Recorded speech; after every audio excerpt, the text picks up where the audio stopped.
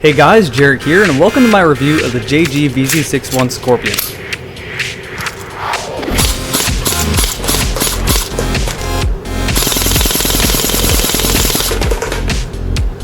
No matter where you go, everybody loves the Skorpion. Real steel, airsoft, video games, everyone acknowledges its presence. So I'm going to cover every single one of those communities. First, let's start with video games. Now this gun is featured in almost every video game possible. However, two specific video games have really popularized this gun in the video game industry. The first game didn't call it the Skorpion or the VZ61, the first game called it the Klob. Of course, all of you should know what I'm talking about immediately when I say that name. I'm talking about GoldenEye 64. In most games now, the Skorpion is a great gun to use. However, in GoldenEye 64, the Klob was a worthless gun. It had a low fire rate, it was inaccurate, it was weak. You'd probably have better luck if you just threw the damn gun at your enemy. In fact, if you Google Klob, one of the first things to come up is the Urban Dictionary. The definition for Klob apparently is a Soviet gun designed specifically to miss its target. Of course, that's all sarcasm, but it makes its point clear.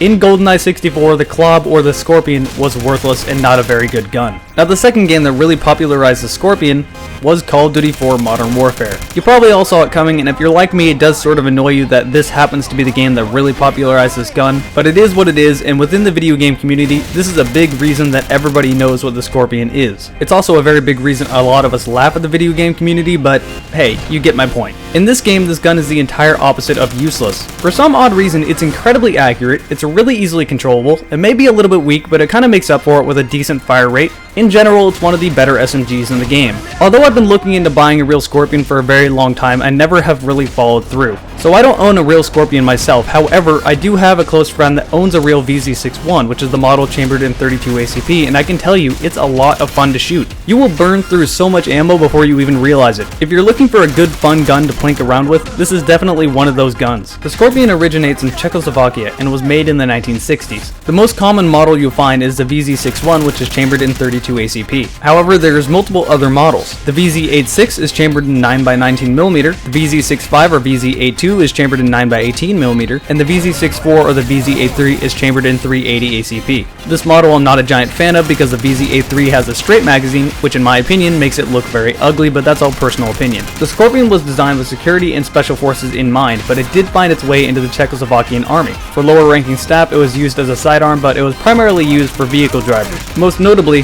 tank crews. This gun has seen use in many different countries. Some of these countries include Afghanistan, Angola, Czechoslovakia, Egypt, Indonesia, Iraq, Libya, Serbia, Slovakia, Uganda, and Yugoslavia. It's been used in many other countries as well, but these are the most notable. So this gun does have a pretty good history behind it. Now let's move on to the actual review. The box of the VZ61 is actually much more flashy than JG's usual box, but by all means it's nothing different than just a standard cardboard box. When you open the box, the first thing you see is a standard JG instruction manual. As usual, the Chinglish is pretty hilarious, but it does have less than usual because there is almost no English in this instruction manual. But it is pretty thick and it does show you what you really need to do if you need to use it. You also find some Chinese BBs that are of pretty low quality, just throw them away. An Allen wrench key, and I would recommend you keep this screw in this bag because you use this screw to screw the rail onto the gun. Of course, you get the gun itself with a 90 round high cap stick type magazine, a rail to put on the front of the gun if you want to mount a laser, a flashlight, or a foregrip, and the 7.2 volt AEP style battery with a charger. This gun also comes with a threading adapter for adding suppressors. Do note that the original orange flash hider that comes on this gun is screwed into the threading and glued into the threading. Be careful when taking this off. If you're a little bit too rough, it will break and leave the rest of the orange tip stuck inside of the actual threads. As you can see here, that's what I did, and it was a pain getting the rest of the orange tip out of the threading. I mentioned earlier that this gun comes with a threading adapter. Well, unfortunately, this gun doesn't come with a standard 14mm threading adapter. It's made for a specific Skorpion suppressor. Now, if you're like me and you already have a good suppressor laying around, you don't want to go out and buy a new suppressor. Fortunately, there's a workaround for this. The side of the threading adapter that screws into the upper receiver of the Skorpion is actually a standard 14mm thread, but the other side is a little bit more narrow than that. This allows you to just JB weld that side into the upper receiver. This doesn't hinder the gun in any way whatsoever. You can still take apart the gun and it's just affixed to the upper receiver. It's not touching the barrel, it doesn't affect your accuracy, and it works perfectly fine. Is it ghetto? A little bit, but it's incredibly effective and it's better than having to go buy a brand new suppressor. For example, here's a Gemtech suppressor I've had laying around for quite a while. It's a 9mm suppressor, but for airsoft it's close enough. Now for me, I mainly use the suppressor just to make the gun look good for videos. However, if you wanted to put a longer inner barrel through your suppressor, you could have about 5 more inches of barrel length and an even more accurate Skorpion. So there is a point to adding a suppressor on your gun. If you want to add the rail, all you gotta do is screw in one screw into the bottom of the Skorpion. If you like to use your drum magazine, I would recommend putting on a foregrip on this rail. It may sound ridiculous, but it's actually really logical to do so. The charger and battery this gun comes with is a standard 7.2 volt larger AEP styled battery. To charge this gun, all you have to do is make sure the arrow is lined up correctly and push it in till it clicks into place. Now it is a trickle charger, so I'd recommend doing some modifications so that you can charge this battery more reliably. The best way to do this is to simply cut the wire, resolder it to Tamiya connection, and plug it into your standard smart charger. This method also works on smaller AEP batteries. The external build of this gun is overall better than what you saw in the Well Skorpion. The only plastic pieces on this gun are the upper receiver, which is very solid ABS plastic, and the grip. There is no pot metal on this gun, and the lower receiver is die-cast metal. The battery installs in the grip of this gun. Simply twist a cap on the very bottom and pull off. This cap is made of metal and clicks into place much more positively than the Well version did. The most common complaint I got about the Well Skorpion when I sold it was that people would lose this cap all the time. The JG version doesn't have this issue. After you pull the metal cap off, make sure the arrow is aligned correctly and simply slip the battery into the gun. It's very easy to swap batteries quickly with this Skorpion, so if you ever need to do that on the field, you won't be entirely screwed. The selector switch on this gun works a little bit different than other guns.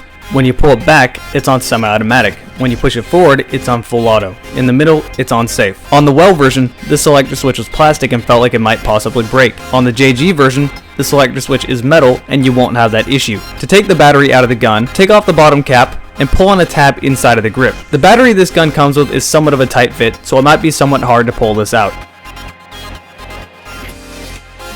Other 7.2 volt batteries that are made for, say, a MP7 will work in this gun, but they're a little bit more narrow and a little bit shorter than the standard JG Skorpion battery. If you push the battery all the way into the contacts of the grip, the gun will fire and work perfectly fine. But as I said, it's a little bit shorter, so you're going to have to put something else inside of the grip itself just to make sure that it will maintain contact with the contacts.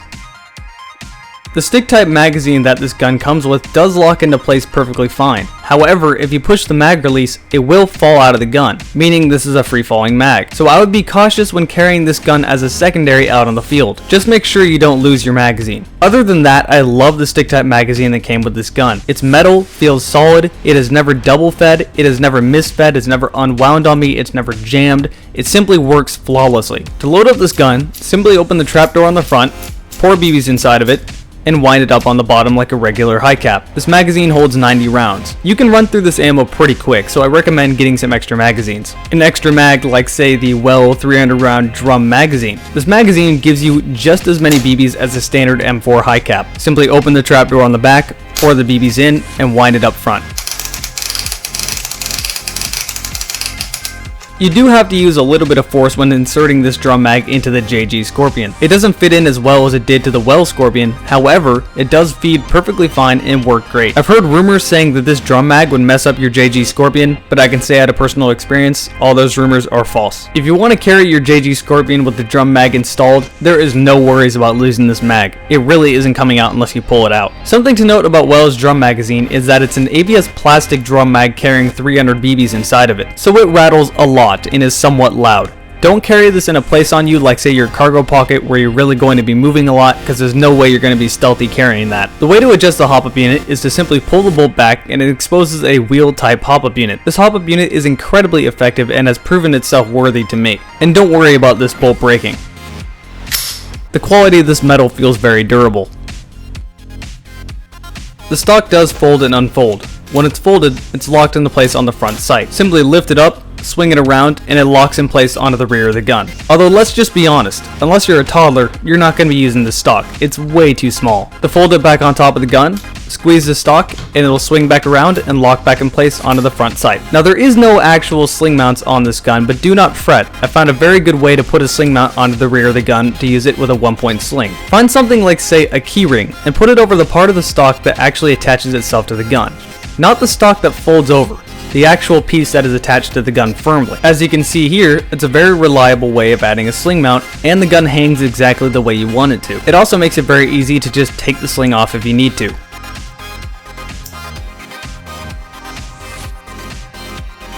Something I feel really compelled to point out, the spring that returns the magazine release button is somewhat loose and feels like it might fall out of the gun. I would recommend doing what I did and putting a very small piece of tape right in front of it. After you do this, you shouldn't have to worry about anything. The sights on this gun are metal and attached to the gun very well. I don't see them falling off. The front sight is fully adjustable left, right, up, and down, and the rear sight is adjustable as well. On top of that, it's also adjustable for windage. The sights aren't going to blow your mind, they're not the world's best thing, they're not the world's worst thing, but they do their job well.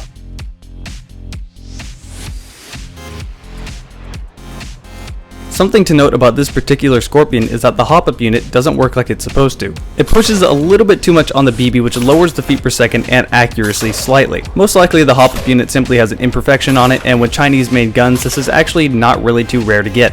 Regardless, even with kind of a finicky hop-up unit, it was averaging around 230 feet per second, which for an AAP of this size is definitely respectable. But do be expecting your gun to be shooting around 240 feet per second average with a hop-up unit that works perfectly fine. The average RPM was around 600, which is a little bit lower than I was expecting, but either way is still definitely respectable for an AAP of this size. I immediately took this gun back to 100 feet away because I know this gun is a complete beast at anything closer, so I didn't bother wasting my time. But do just note, if you want a main gun for CQB, this gun is a good gun to look at. Regardless, at 100 feet away, this gun has no problems hitting a man-sized target. When I decided to shoot at the headshot target from 100 feet away, it gave me the same results as shooting at the man-sized target. This gun is incredibly easy to simply just point and shoot and still hit your target within 100 feet. And the spray and pray factor for a gun this small doesn't seem to be too large in comparison to say a gas blowback of the same size. Now with this gun being an AEP and being rather small, it's not really advised to take it back to this distance, but I was curious to see if it could hit targets at 150 feet away. While shooting at the man-sized target, you can see that this is a little out of the Skorpion's range. The BBs are starting to fall off, and they are reaching there, and I am hitting it, but it's a little bit too far away. Regardless, since I was able to hit this man-sized target, it sparked my interest and I wanted to see if I could get the headshot target. Shooting the headshot target from 150 feet away is absolutely perfect to show the range of the Skorpion. You can really start to see that the BBs are starting to fall off at this distance, and it's just a little bit too far away for the Skorpion to hit consistently. This is definitely not a shot that I'm going to want to have to do out in woodland, but it's a shot that I can do if I really need to. At this range, you're also able to see the spray and pray factor really starting to play in. Skorpion's no longer shooting that laser beam of BBs that you saw from within 100 feet away.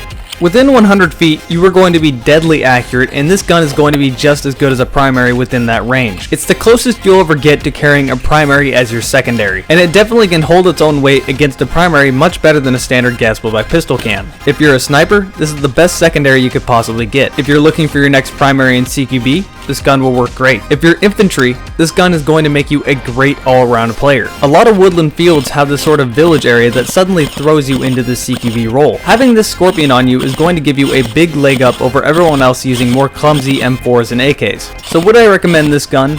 Absolutely. I personally myself own one, I use it as my secondary, I love it. And for only $90, this thing is a steal. If you're looking for a secondary, it's highly recommended that you take an extra long look at this one. I honestly can't think of any actual cons about this gun. The closest I can think to a con is that the hop-up units have a high lemon rate because JG doesn't have the best quality control. Even so, it's completely 100% Tokimori compatible. You can find another hop-up unit, and usually what goes wrong with the hop-up unit is a lemon, is that there's a slight imperfection on the hop-up unit that you can shave off yourself. You have to be careful and precise while doing this, but you can fix it without spending any extra money. So it's really hard to consider this a con. I guess the moral of the story is that if you were ever looking at getting this gun, go buy it now. It's completely worth your money. It's a great secondary and I highly recommend it. That about sums up my review for the JG VZ61 Skorpion. Hope you enjoyed it, and I'll see you guys next time.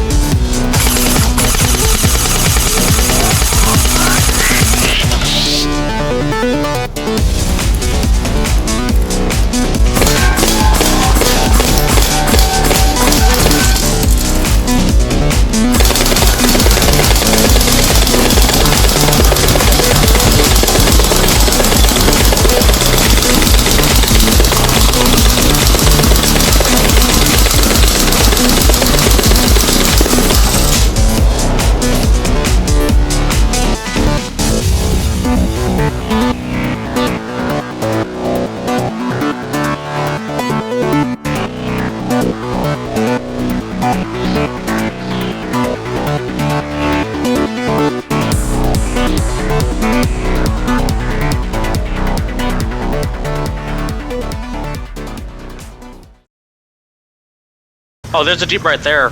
Get up behind it. Right there, you see it? Whoops, I didn't mean to get out. Hi?